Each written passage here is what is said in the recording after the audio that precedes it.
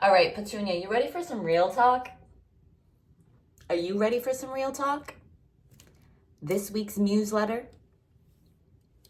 How unused rage builds a sadness cage. Anger is never without a reason, but seldom a good one. Benjamin Franklin. With all due respect, Benny Frank, fuck that.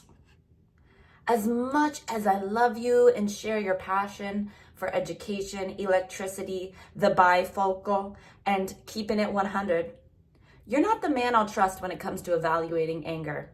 Instead, and I'm shocked to say this, I'm going to listen to Freud, who wrote in his paper Mourning and Melancholia that depression is anger turned inwards. And I got some good reasons. And then I have a picture of Freud. Go on. Okay, so last week, after a lot of those kinds of cries where something is up, but I don't know exactly what, I had an epiphany. I'm not sad. I'm pissed.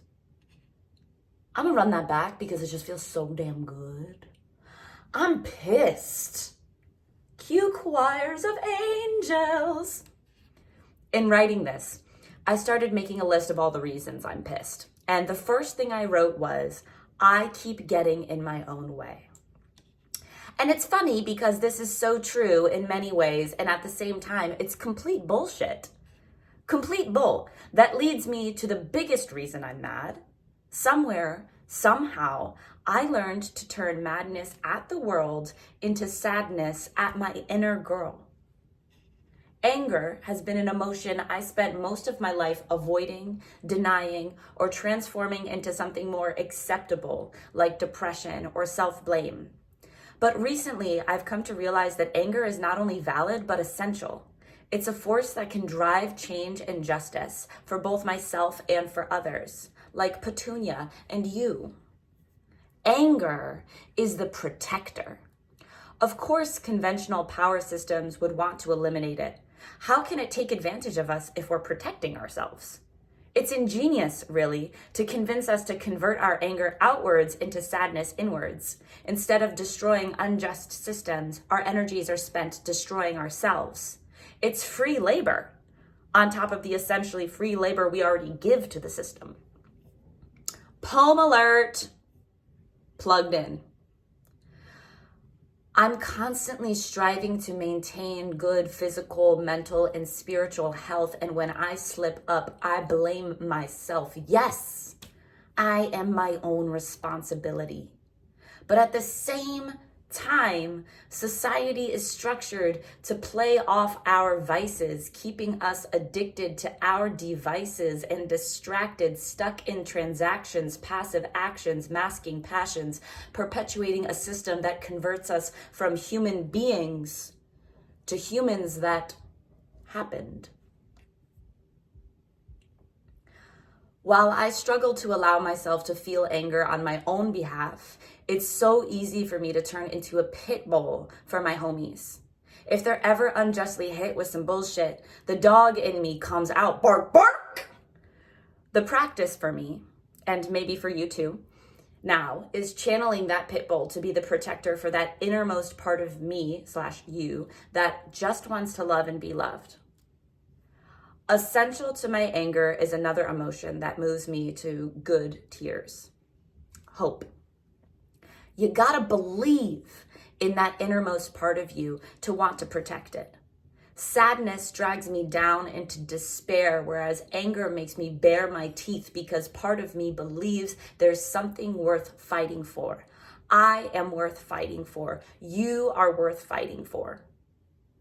My mom read a rough draft of this and she replied, "Faith encompasses hope and gives it more staying power." So I pray my hope grows into faith. Yes, anger can be extremely dangerous. I'm not just blindly encouraging all forms of anger. Aristotle says it quite well. Anybody can become angry. That is easy. But to be angry with the right person and to the right degree and at the right time and for the right purpose and in the right way, that is not within everyone's power. And it is not easy. That is the chapter I'm walking into now. And boy, oh boy, do I have a lot to process around this. This newsletter was originally 10 pages long. 10. And I don't want to do that to you. Shit, I don't want to do it to me either. I'd much rather us all be out there standing up for ourselves. The institutions we live in are so large and powerful and creative in the most manipulative and inhumane ways. We must learn to stand up for ourselves so we don't fall for their bullshit. Each of you knows me. And if you don't, hey, say hello. So if you know me, you know my vision in general is pretty rosy. Now I'm learning that it can also be red. Either way, it's led me to see that I am a warrior of love, here to promote and protect our common humanity. So definitely more Tell 'em Why You Mad to come, in addition to my signature ha-has and hoo-has. To end for now, here is a final quote from one of my biggest sources of inspiration, Dr. Maya Angelou. Bitterness is like cancer. It eats upon the host, but anger is like fire.